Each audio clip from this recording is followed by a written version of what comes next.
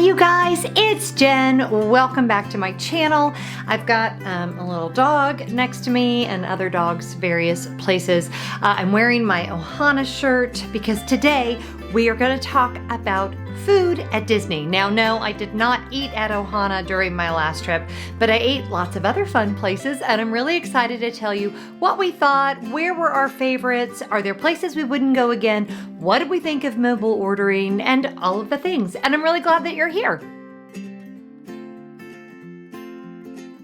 Before we get into this video, I want to say welcome to all of the new subscribers. The channel is growing like crazy. I know a lot of you who are new, hopefully you're watching this video, hopefully you've turned on those bell notifications, and if you haven't subscribed yet, I wish that you would. We just passed 20,000 subscribers, hooray! So yeah, it's a really exciting time for me, and I'm loving seeing so many new people in the comments. So, we just got back from a week at Disney. I've now brought you the trip vlogs. Those will be down in the description box. I've brought you my hotel reviews of Coronado Springs and the Grand Floridian.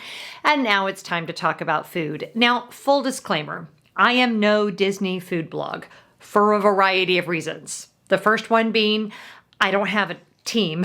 It's just me. The second one being, I am terrible at taking pictures of my food, like literally the worst, because by the time food is in front of me, I just want to eat. And third, I'm really not that big of a foodie, if I'm going to be honest. However, I do like to eat nice places, and of course, I like good food. Okay, so take all that with a grain of salt. I'm actually not going to be able to tell you all of the places that I mentioned, exactly what I had, exactly what Scott had. I'm more the girl that can give you kind of like an overall experience. I know one place in particular that was not good that I'm going to mention, but really all of the rest of the meals were very good. And I will say huge shout out to the servers at Walt Disney World. All of our service was top notch, without exception. All the cast members have been through it, but especially the servers in restaurants with all the gear and everything you guys are going through. Just, thank you. You're doing a great job. Okay, so I'm going to start with the counter service restaurants, and then we will move into the regular dining. Neither of us are huge eaters, and a little caveat about the Flower and Garden Festival. A lot of you were like, oh my goodness, you're going to eat in all the food booths, is going to be so great. I don't know how y'all do that when it is 99 degrees outside and 95% humidity. The thought of walking up to a food booth that serves hot food and then eating it outside on a trash can makes me a little nauseous. I'm not gonna lie. I always think I wanna do it. Like I watch other YouTubers and I'm like, oh, look how fun. They're eating that hot gooey dish in 95 degrees on a trash can. And then when we're there, it just does not work for me, like at all. So the amount of food we ate at the Flower and Garden Festival equals exactly none. We didn't eat any because it was just too hot and it just did not appeal to us. We wanted to be sitting down at a table in air conditioning to eat. So, if you love the food festivals, I mean, I do love the food festivals, but I like them like in January when it's like 75 and a breeze. Yeah, I know. I'm very picky about that, and I'm sorry, but I have no Flower and Garden food reviews for you. Okay, so let's start with counter service. The first place I'm going to mention is at the Grand Floridian, and that is the Gasparilla Grill. We had a lovely breakfast there one morning.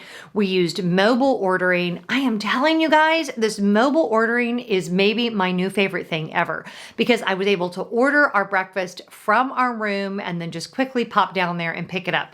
No fuss, no muss. It was ready very quickly, and I'm just a big fan of mobile ordering. And we were able to get Mickey waffles and eggs and all of the normal things that one would expect.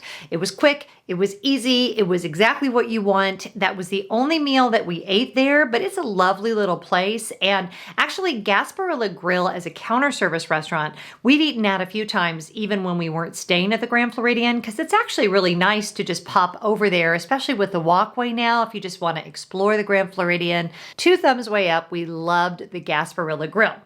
Next on our list was the Satuli Canteen, again with a mobile ordering. Now this time we ate lunch very early, like 10:45. I think we got the first mobile order spot, and I actually placed that order as soon as we got into Animal Kingdom, and I was not at all sorry that we did that because we walked into the restaurant and y'all, we were literally the only ones there. We had our choice of table. The food was ready pretty much immediately when I clicked on the app and said that we were there. Just really good. And the vegetarian food here is really good. They have a tofu bowl that I got that I love. You know how I feel about the cheesecake. I just feel like this is one of those restaurants that the food feels to me more like table service quality food, and the atmosphere is really nice as well. The music is very good, and if you can get a table inside, air conditioned, I mean, really, what more could you ask for? Lovely meal at Satuli Canteen. So next up, Pinocchio Village House. Now here's what I have to say about Pinocchio Village House. Number one, very sad that they took the pasta off the menu. This has been one of my go-tos as a vegetarian at Magic Kingdom forever. I mean, if Casey's can't be open and I can't have my vegetarian hot dog, please open Casey's. The pasta at Pinocchio Village House is kind of my second go-to. It's basically just noodles, marinara sauce, and a breadstick, and I love it. And it's not on the menu right now. So we both got the flatbread, and it was exactly as we expected. That's what we both said. Like, it's nothing to write home about. But again, Pinocchio Village House is air conditioned. It's a lovely atmosphere. There's lots of indoor seating. And we were hungry when we came in, and then we ate, and then we weren't hungry anymore. So there you go. That's what I have to say about that. Like, if you don't want a burger, this is a good place for an alternative to that. And again, Disney, if you're listening, this girl wants her vegetarian hot dog from Casey's, so let's get that going.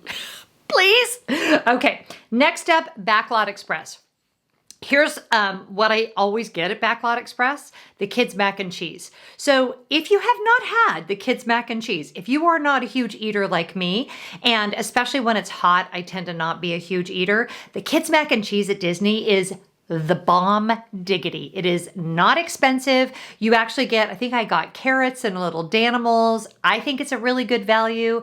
And again, it's just the right amount of food for me. So yeah, and you can always get a kid's meal at a counter service place. They totally don't care if you do that. And yeah, it was really good. Scott got a burger there, said it was exactly as expected. Again, nothing to write home about. I happen to think Hollywood Studios is a little lacking when it comes to counter service.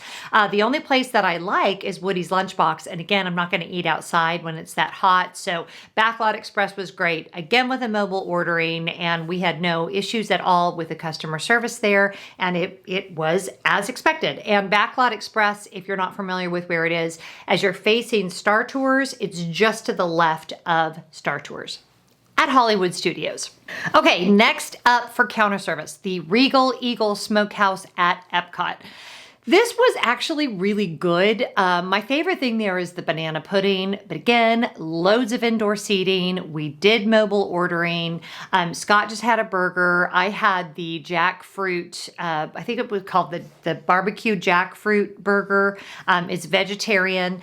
It was a little on the sweet side for me, but still very good. And again, inside air conditioned. We could have easily eaten from the food booths, but I'm going to say this. I'll stop saying it because you guys are going to be like, you said that like 4 times. I know. I don't like eating outside when it's that hot.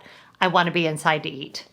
Ta-da! All right, let's move on to the table service restaurants. Now, I've done a little bit of these reviews already through the trip vlogs and in my hotel reviews, but we ate at 4 separate table service restaurants: Crystal Palace, Narcoosee's, the San Angel Inn, and Rick's Sports Bar. So I'll start with the one that was the most disappointing, and that was Rick's Sports Bar. Now, having said that, the atmosphere is great. I love the inside of the restaurant. The location was right at our hotel, and our server was fantastic. The breakfast was just not, I mean, I've had much, much better breakfast at Waffle House or IHOP. It was a little flavorless. The potatoes were dry. It was just not terribly good. But it wasn't like it was disgusting. It just was not really very high quality. It wasn't well prepared, but it did what it was supposed to do. And would I go back there again? Probably not. Just because for the price, there are so many other places that are better for breakfast, and we would have been better off just they have a little to-go cafe there. We would have been better off doing that than going in and eating, at the restaurant itself. Never had any other meal there, so you'll have to let me know if you have, if the other meals are more exciting, but breakfast was definitely just so-so. And they did not have Mickey waffles, which was very disappointing. Now let's move on to the things that surprised me. San Angel Inn. Oh my word. I had heard negative reviews about this place for years. The two people in my dining party, which were Scott and Brooke, are both extremely picky. And our server was so great about giving them exactly what they wanted. I had the vegetarian tacos, which were amazing. Like, I just felt like the whole restaurant was great. We were seated right by the water, which didn't hurt. Of course, that was lovely because you've got, the little ride in Mexico going by. It definitely gave me Blue Bayou vibes a little bit, but except for in a different country and a different state and different country. But the margaritas were great. You can get the full margarita menu that they also have at La Cava. And since La Cava at the time that we were there was not doing indoor seating, such a great option because I was able to get my blood orange margarita from La Cava, which I just love. And yeah, we just had a fantastic meal. Great server, was chatty but not overly so. Great food, and it was just fantastic. So we will definitely be back to San Angel Inn. Just loved it. Okay, next up is, and I'm going to end with what was my favorite, but next up is Crystal Palace. Now they have moved from a buffet to a all you can eat, and they bring it to your table. And it was so good, you guys. There was a vegetarian dish that was a cauliflower dish. And then they also had a prime rib that the guys got. Everything was delicious. The salad was good. The sides were good. The dessert was good. This to me was probably the best value of our trip.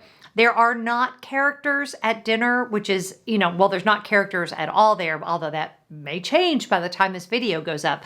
But I felt like the food quality was excellent. And we were able to get wine there, and it was just a lovely, lovely meal. Now, I used to eat at Crystal Palace way back in the day. We're talking in the 70s. That was one of my dad's favorite restaurants when we would go to Walt Disney World. We lived on the western side of the country, so we didn't go to Walt Disney World much. I think we only went 3 times, but that was one of his favorite places just because of the interiors, and it's such a gorgeous restaurant.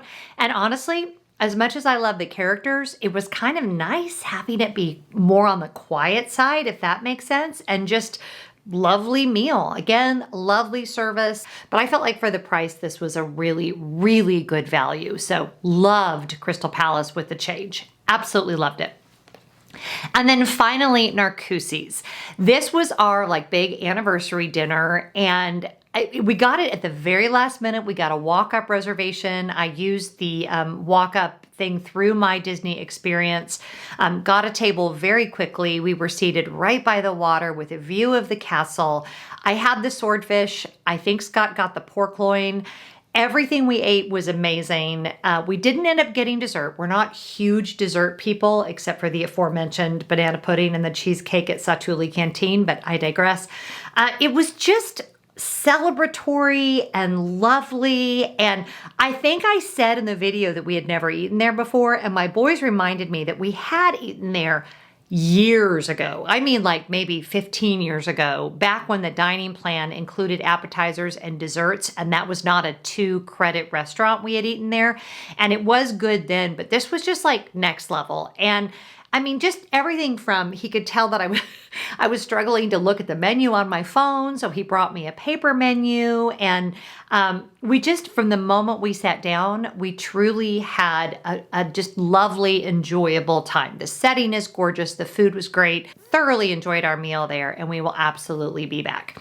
So yeah, that's it. That's all the restaurant reviews. We, again, I'm sorry that we're not, super into the specifics of taking pictures of all all of the food.